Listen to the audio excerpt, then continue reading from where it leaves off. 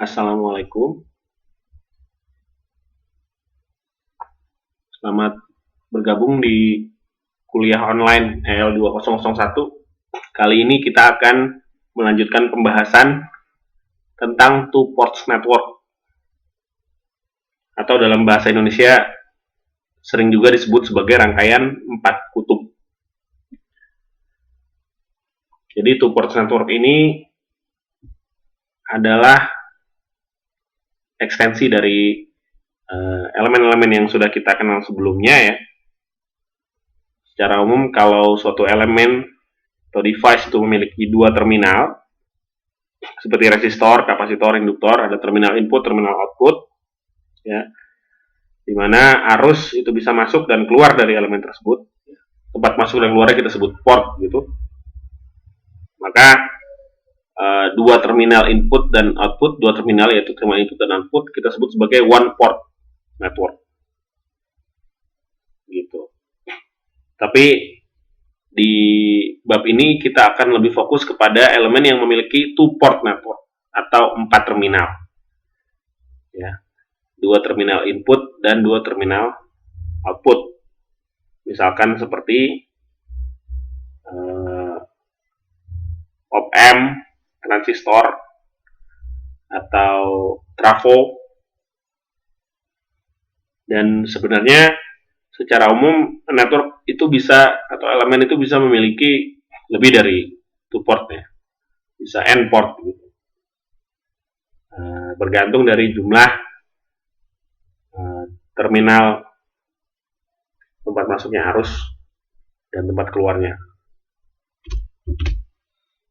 Ini ilustrasi diagram one port network sebelah kiri, resistor, kapasitor, induktor. Kemudian ini diagram two port network, op-amp, trafo, transistor ya. Jadi kita bisa lihat ada 2 tempat masuk arus, 1 I2 masuk sini, ada 2 tempat keluar, 1 dan I2 keluar di sini. Kemudian ada 2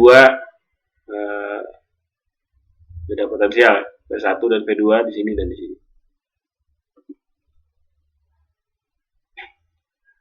Untuk mengkarakterisasi two port network, kita dapat menurunkan 6 parameter dari V1, V2, I1 dan I2 yang sudah kita lihat sebelumnya. Dari V1, V2, I1, I2, karena ada 2 yang independen dari 4 nilai ini, maka kita dapatkan 4 kombinasi 2 itu adalah 6. Dan 6 parameter yang bisa kita turunkan sebenarnya itu adalah 3, dan yang 3 lagi itu adalah inverse-nya. Itu adalah impedance Z ya, dan inverse-nya admittance yaitu Y.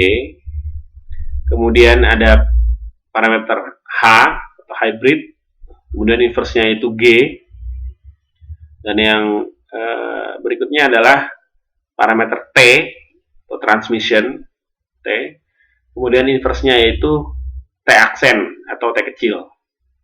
Mungkin saya akan menyebutnya T kecil atau T aksen. Nah, yang pertama dan mungkin paling familiar buat kita adalah parameter impedance. Impedance ini dapat kita lihat hubungannya dari V1 dan V2 sebagai berikut. V1 sama dengan Z11 dikali I1 ditambah Z12 dikali I2. V2 sama dengan Z21 dikali I1 tambah Z22 dikali I2. Dalam bentuk matriks seperti di bawah ini. V1 V2 ya, sama dengan Z dikali I1 I2, di mana Z itu adalah matriks 2 kali 2. Z11 sama dengan V1 dibagi I1 ketika I2 itu 0 atau disebut open circuit input impedance. Z22 adalah V2 dibagi I2 pada saat I1 sama dengan 0 atau disebut juga open circuit output impedance. Sedangkan Z12 adalah V1 dibagi I2 ketika I1 sama dengan 0, atau disebut open circuit transfer impedance dari port 1 ke port 2. Sebaliknya Z21 adalah V2 dibagi I1 saat I2 sama dengan 0, atau disebut open circuit transfer impedance dari port 2 ke port 1. Ini juga memudahkan untuk mengingat ya. Jadi indeks yang pertama ini adalah yang di atas. Karena kita tahu Z adalah V dibagi I, maka indeks yang pertama ini adalah yang di atas, indeks yang kedua ini yang di bawah. Ini ilustrasinya, diagram dari penurunan parameter Z. Ketika I2 sama dengan 0, sini, tidak ada arus masuk dari arah I2 ini. Dan di sisi V2 kita open, sementara di sisi V1 kita ada sumber tegangan, maka bisa kita lihat Z11 ya, itu dari V1 dibagi I1, atau V1 ini adalah I1 dikali Z11 ya. Kemudian Z21 adalah V2 yang open ini dibagi dengan I1. Sebaliknya, ketika kita meletakkan sumber di sisi V2 dan V1-nya open, sehingga tidak ada arus I1 yang masuk ke sini, maka Z12 nilainya adalah V1 ini dibagi I2 yang masuk, dan Z22 open circuit output impedance adalah V2 ini dibagi I2 ya. Cukup straightforward.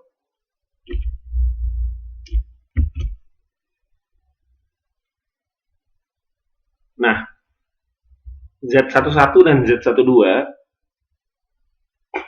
ini dan ini itu kadang disebut driving point impedance.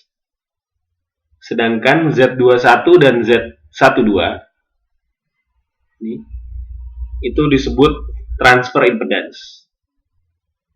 Ya. Jadi driving point impedance Z11 dan Z22 itu adalah input impedance dari one port elemen. Sehingga Z11 itu adalah input driving point impedance dengan output portnya open circuit.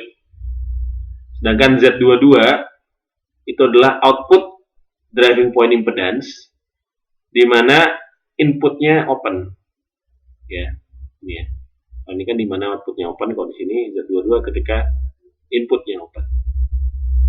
Ketika Z11 dan Z22 ini sama, Z11 sama dengan Z22, maka elemen two port network ini dikatakan sebagai elemen simetrikal, yang mana kita bisa meletakkan garis yang membagi simetri antara dua bagian network ini. Ya, kalau Z11 sama dengan Z22, symmetrical network. Nah, ketika two port network ini linear dan tidak memiliki sumber arus dependen, maka sumber dependen ya, maka transfer impedance-nya itu sama. Z12 sama dengan Z21, dan two port elemen ini disebut reciprocal network. Artinya, kalau point of excitation dan point of response itu ditukar, transfer impedance-nya tetap sama. Ilustrasinya di sini, kalau kita meletakkan ampermeter untuk mengukur arus, di mana di sini ada sumber tegangan,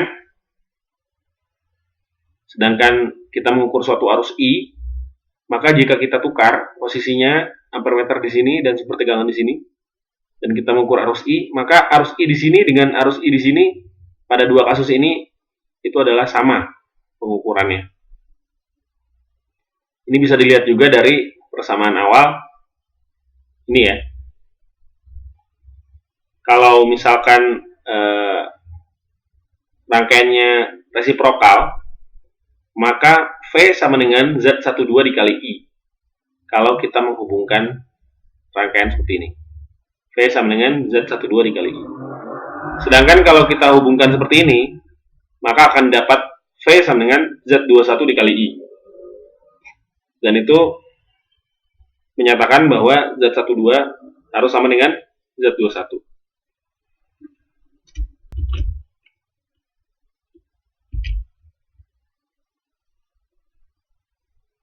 Two-port network yang dibuat dan mengandung resistor, kapasitor, dan induktor saja, itu pasti resiprokal. Sehingga bisa dibuat equivalent circuitnya seperti ini, atau disebut T equivalent circuit, khusus untuk kasus resiprokal, di mana elemennya itu hanya resistor, kapasitor, atau induktor saja. Jika network itu tidak resiprokal, maka equivalent networknya seperti ini, di mana dia memiliki sumber dependent. Ya. Ini adalah general equivalent circuit yang diturunkan dari samaan ini, dari sini. Lihat, ini model circuit equivalent yang general. Ini untuk resiprokal, lebih sederhana kalau resiprokal. Selanjutnya, parameter inverse dari impedance yaitu admittance dinyatakan dengan ini, I1 sama dengan Y11 dikali V1 ditambah Y12 dikali V2, I2 sama dengan Y21 dikali V1 ditambah Y22 dikali V2. Atau dalam bentuk matriks, I sama dengan Y dikali V, I1 I2 sama dengan Y dikali V1 V2, di mana Y adalah matriks 2 kali 2.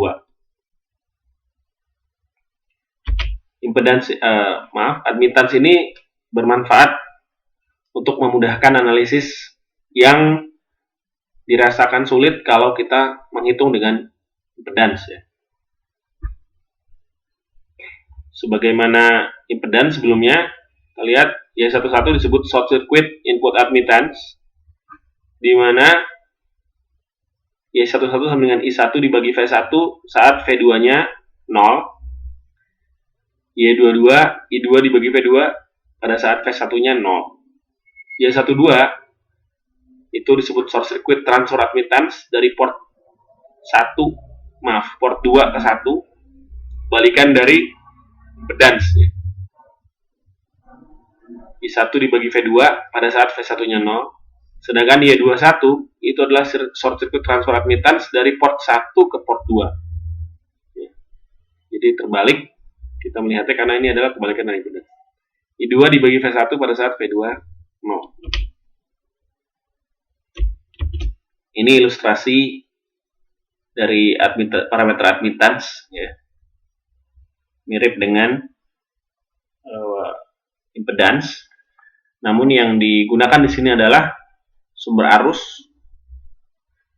dan bukan di open tapi di short.